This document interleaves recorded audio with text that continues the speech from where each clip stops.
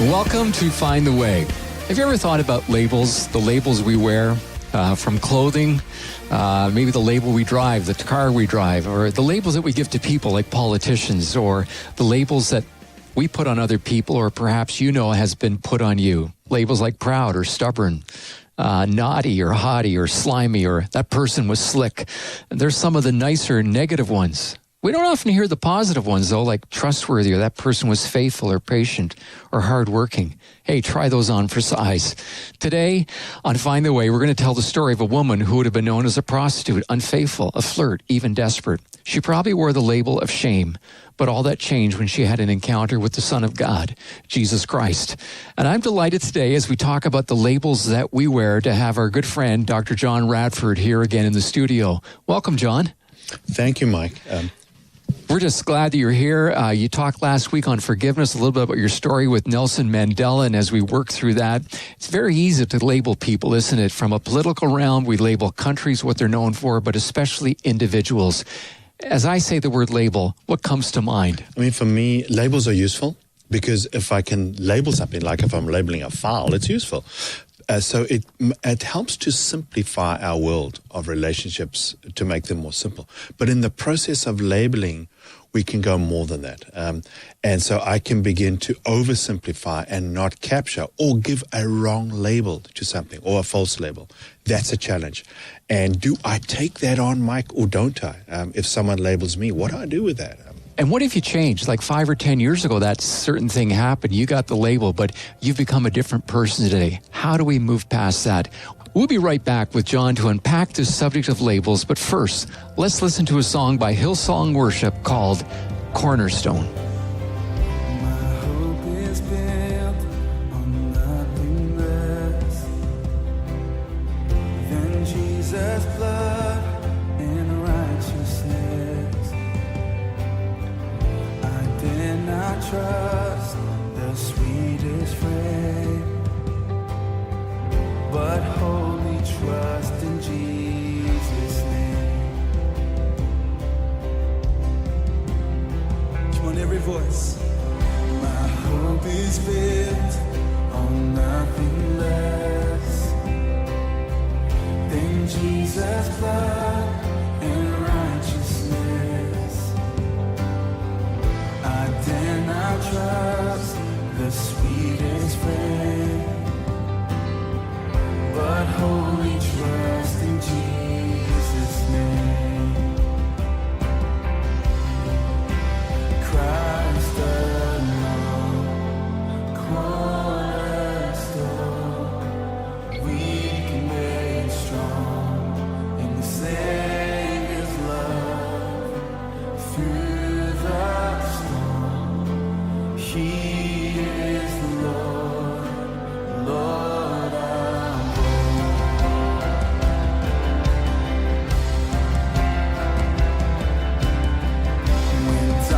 seems to hide His face, I rest on His unchanging grace. In every high and stormy gale, my anchor holds within the veil. My anchor holds within the veil.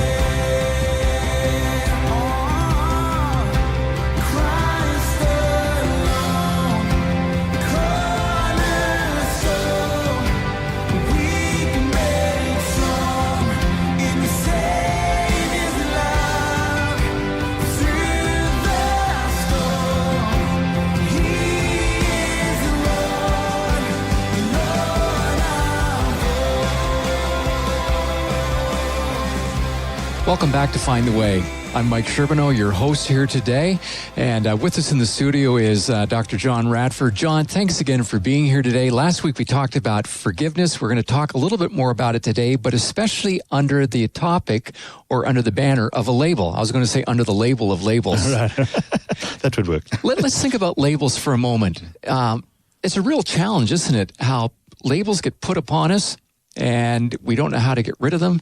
But sometimes there's a value in a label, isn't there? Sometimes there is, Mike, because if you label me as something, then, John, you're being a bit weird now, or you're proud, or whatever, what some of those words you used. Maybe I need to just think about it for a second. Say, wonder why Mike's saying that, or wonder why they're saying that. And the reason why I say that's important is because if I stop and think about it, there might be some truth in that label, or even if it's totally not who I am. I got one for you. Check in it. Yeah, go. Workaholic. Right. Okay, what are you going to do with that? Yeah, so workaholic, I've got to stop for a moment and say, John, am I a workaholic? Yeah, there's a part of me that is. I am a workaholic. So I have to acknowledge that. But yet, no, that's not, because I can make choices about what I do in my work, and I'm not totally addicted to it. So if you're not totally addicted to the label, how much does that label drive you, do you think? And here's the key thing. I think it depends on how much I allow it to, right? So what happens, particularly with difficult labels that don't define who I am, is if sometimes by focusing on them and over-focusing on it.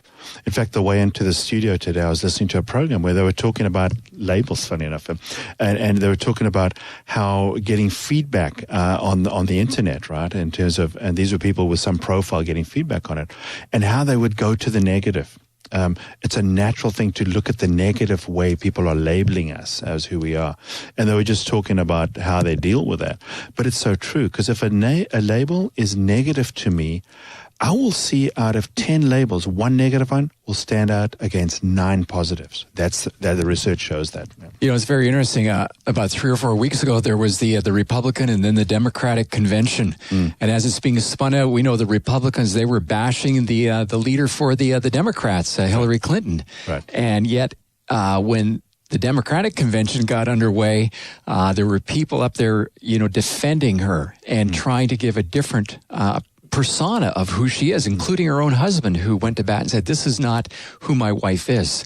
How do you feel? How does somebody process the feelings? I've started to wonder, the comments about Trump, the comments about Clinton. How do those people at night when they're going to bed, what do they think about themselves?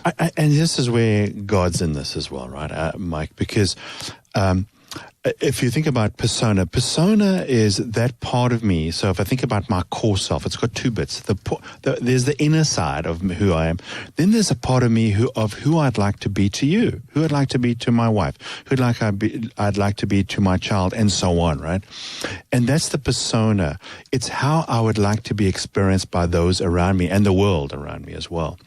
So in that sense, when there's a difference between who I think John is compared to the way I would like people to think John is, if I see there's a difference there, that causes tension for me. It causes an inner tension for me in that area, right?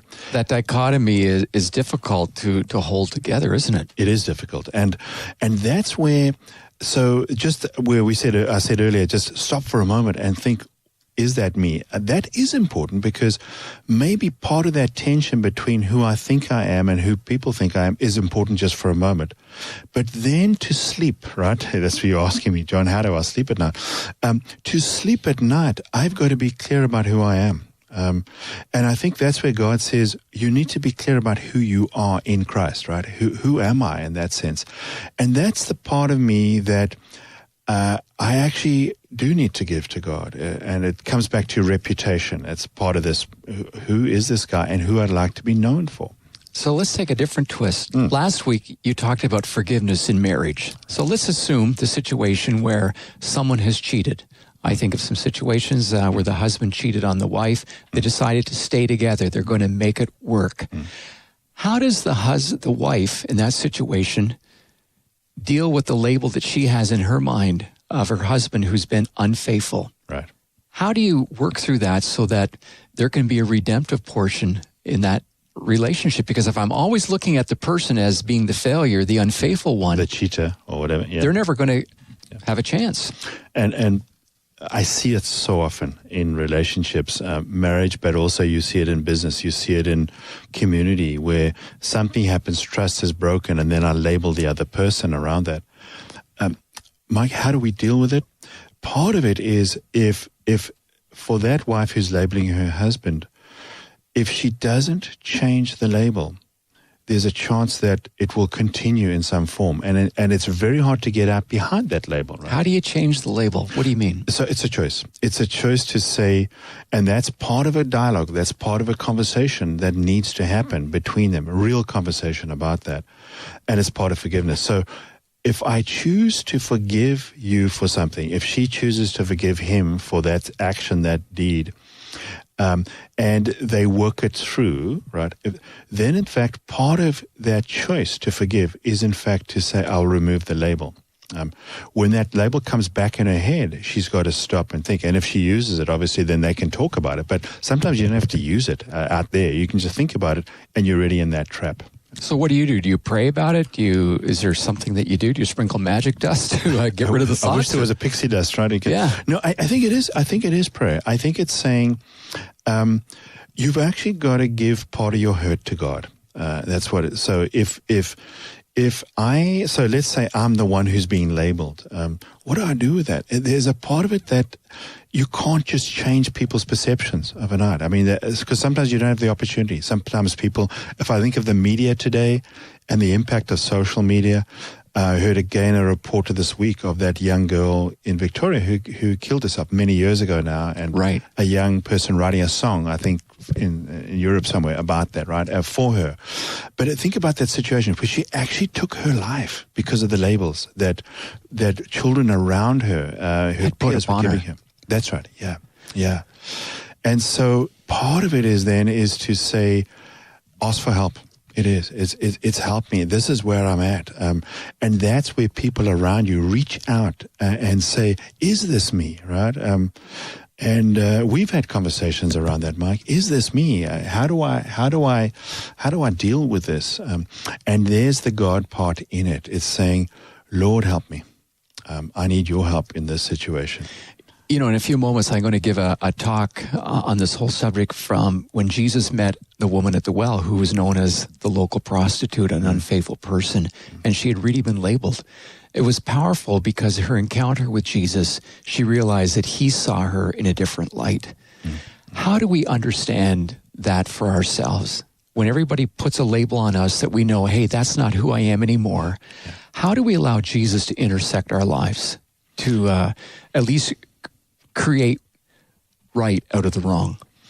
And it's almost, again, I say just stop for a moment, because if I stop for a moment and say, Lord, what is this really for me? And end of the day, I mean, what the Bible says is quite wonderful. It says it doesn't matter to any really serious degree. We feel it, but it really, at the end of the day, it doesn't matter what people think. It's what God thinks. So I need to go back to, who is this guy? Who is this person? Lord, what do you really think of me in this situation? And there's a quote by Kelly Bryson. She wrote some years ago. She said, I'm never afraid of others' judgment. She said, only having my own inner self-judgment triggered by their judgment. And that's a very interesting quote. And wow. That's where we've got to give it to God. Because if your label of me, Mike, triggers my own self-judgment, then in fact that's a challenge for me to do it. And at some point, the only way to do that is say, Lord, help me. And it's as simple as that. Is that what you've done? I actually say to myself, I say, Lord, you've got this. Because there's a point where I don't know what to do in those situations. Lord, you've got this. Because I know I can't got it. Talk to me about the pathway to healing. We've talked about forgiveness. We've talked about labels.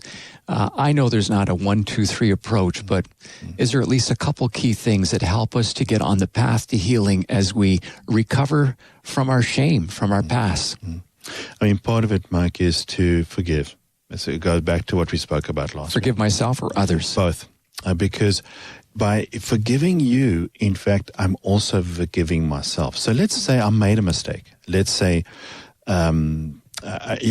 something's happened and I did do wrong. Then, in fact, to face that And that's forgiving myself. That's saying, and how do you forgive yourself? It's kind of hard, isn't it? It is. And I think we need God to help us. Even people who don't know God, when I talk with them, ultimately they're saying, they are talking about God. Because that's a step of faith. It is a step of faith. Believing that God has forgiven and he sees me as clean. Yes. That's a faith step, and people take it. And I'm just saying, for those who are listening, if you don't know God and that step seems really strange, it's not complicated. It's just saying, God help me. That's what I'm saying. It is that simple. As simple as that. Yeah, it is. And for me to forgive you, that's the tough part. Sometimes if I can't do that, I'm saying, God help me in that, because I'm finding it so difficult. And I say again, not to jump over the problem or over the label, but in fact to deal with it, and in dealing with it, to act in grace.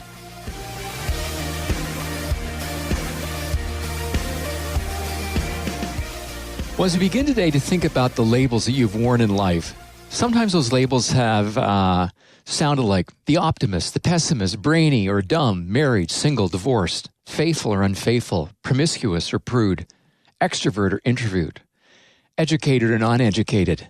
How have those labels shaped you and impacted your life choices? Some of you have lived up to them, others of you have thrown them out. And some of us go through life getting bitter rather than getting better. And some see what has happened to us as a sentence rather than a gift. The labels seem oftentimes to haunt us, and oftentimes we live up to their reputation. But that doesn't have to be the case. I think of the disagreement between two Christian brothers. We find their story in the New Testament. It was Paul and Barnabas. It was over a young intern they were taking with them on a ministry whose name was John Mark. And you can read the story in Acts chapter 15. On a previous trip, Mark had deserted them, and now Paul didn't want to take him, but Barnabas did. And the Apostle Paul, by his choice, hung a label over this young man's head, that of a failure or a quitter. But at the end of Paul's life, we find him writing in 2 Timothy 4, verse 11, "We hear now the old man Paul saying, 'Only Luke is with me. Will you now get Mark and bring him with you, because he is helpful to me in my ministry?'" Mark had the sign of a deserter hung around his neck when he was a young man, but now it had changed to someone who was faithful. This morning we come to a story out of the life of Jesus about a woman who had been labeled. The woman in our lesson becomes someone that we're drawn to because her journey is something we can all identify with. She had a story that was filled with innuendo. The fact that she had had 5 husbands and was living with someone could speak volumes. It would be easy for our minds to rush ahead and cast a judgment, and we think, that's content for a good Harlequin romance, and we would want to throw stones.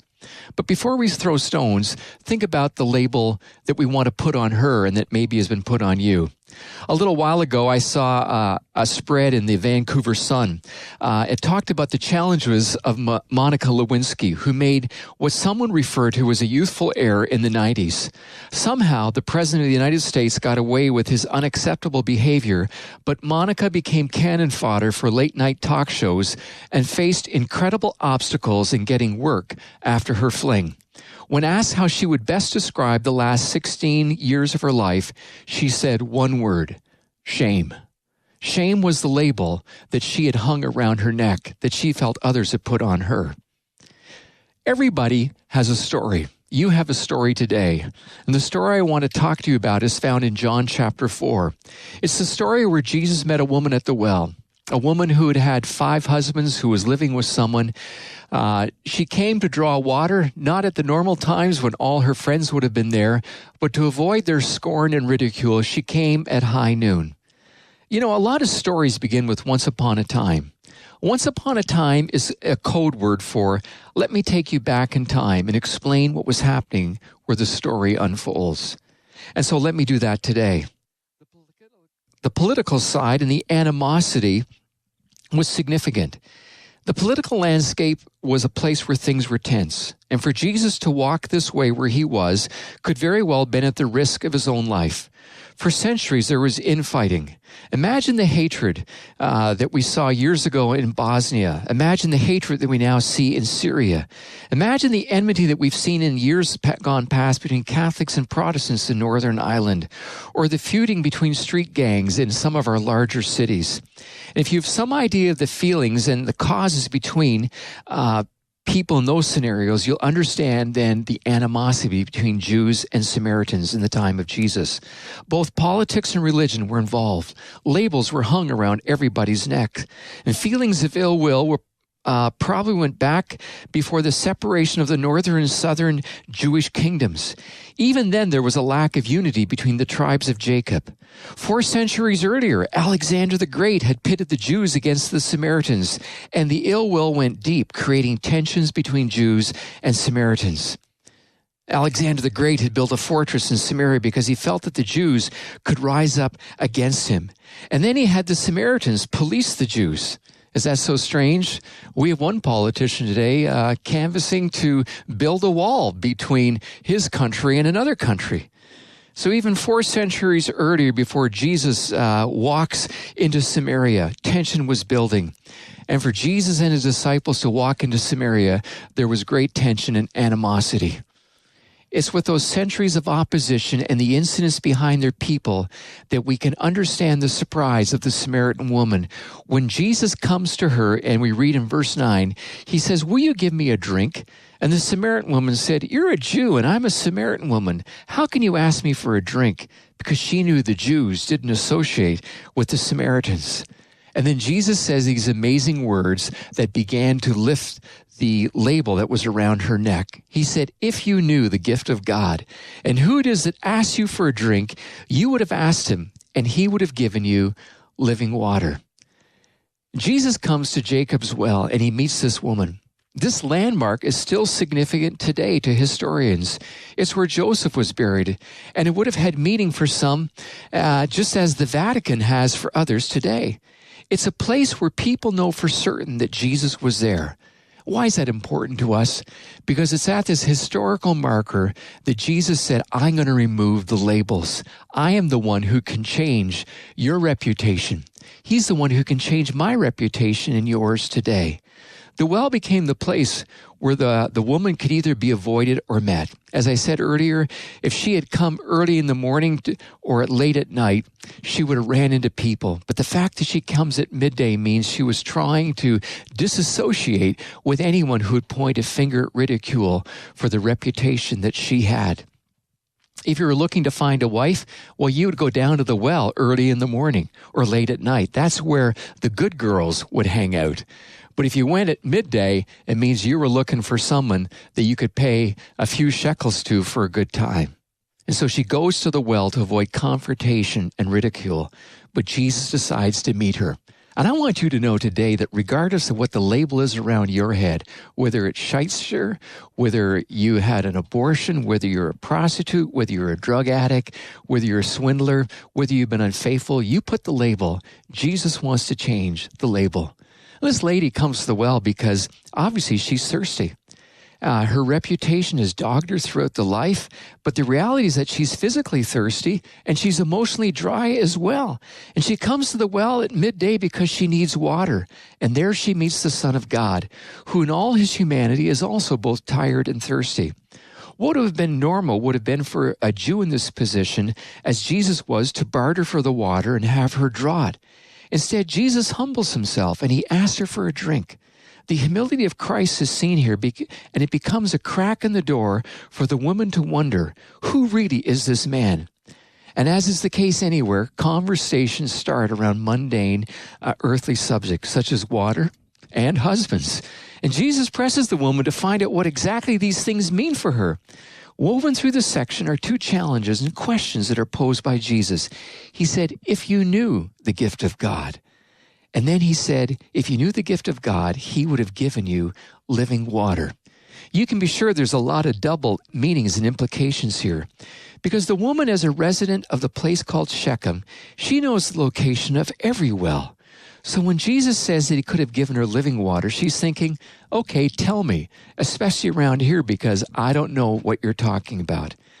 But living water, this refers to water that flowed in a spring or a river or a stream that is moving, not the kind of water that stood still or you would find in a well like they were in front of at that point. Living water was precious and valued, and according to rabbinic law, was the only water that could be used, get this, in their ritual washings to make pure those who were impure. You getting the picture? She's an impure person. And she's thinking, is there something that can wash away my reputation, can wash away my sin? Everyone knew the area of Shechem had no rivers or streams. Even Jacob had to dig a well to water his flock centuries before. How could a Jewish outsider who barely knew the terrain offer water that no one else had found? And maybe you're wondering how this Jewish outsider, this man Jesus, the Son of God, can offer living water for your situation to remove the label, the shingle that you're hanging around your neck or that people have hung around your neck. Now, you know, when I think of the word survive, I do not envision some beautiful scene here. Around the well of Shechem, there's not palm trees blowing in the wind with gentle sound of water lapping up on a sun-drenched beach. No, I sing a single pine tree standing alone on a highway somewhere in northern Ontario. It's minus 20 degrees, the wind is blowing, there's driving snow, and the wind is bending in the wind, and the roots are holding on, but it looks like at any moment they will snap. I see in this story that kind of picture, someone trying to hold on. A single woman who'd had multiple relationships and trying to survive, a series of broken relationships, a series of nights of crying herself to sleep, of children saying to their mother, will we ever have a daddy? Will there ever be enough? And she wipes away the tears and bravely tries to answer. She says, one day soon, children, but enough of that. I need to go draw water. But that one day becomes this day, and this day can become your day. And Jesus knows that she's hiding behind a mask, and he probes deeper because Jesus was on a mission. He was on a mission to meet that woman at the well. And Jesus is on a mission today to meet you at the well that you're trying to draw water from. And he wants to whisper in a way not to put you down, but to draw attention to the situation, that there will never be enough from what you're trying to draw from until you draw from him. He's saying, I'm the one who gives living water. I'm the one who can help restore your future. And you see, our path to healing happens when we choose not to be trapped by our past. Many times our culture, our friends want to remind us of our mistakes. And Jesus says, I know about your mistakes, but I've come to give you life and to forgive you. And you see, our path to healing also begins when we choose to take responsibility for our choices. To say, Lord, you know, I know the mistakes I've made, and by your strength, I'm going to change. I'm going to press on. Today's going to be a new day, a day of new beginning. This woman discovered that her path to healing began when she stopped deflecting the issues, when she stopped pointing the blame. I like her. This woman, she squirms when she's caught. She wants to deflect the issue when Jesus says, go call your husband. But finally she answers, I really don't have a husband. And in the back of her mind, she's probably thinking, did I just hear what I thought I heard I say? Jesus said, you've answered correctly because you've had 5 husbands. You know, come on down, Elizabeth Taylor, who had 8. And the one you now have is not your own. Whose husband was he the husband of? Sounds like that the guy she was shacked up with was likely just as thirsty as she was. I don't know the relationship you're in. I don't know your situation. But I want to encourage you to choose to be in relationship with Jesus, because when she made that decision, she began to discover and experience the living water that Jesus said only he could provide. There was a great preacher by D.L. Moody who once said, God sends no one away empty except those who are full of themselves. And I believe that as you're listening today to this broadcast, it's possible that you've come to a point where you say, I'm just empty of myself. Lord, you know my label. Will you come into my life today and help me to change it so that I can follow you?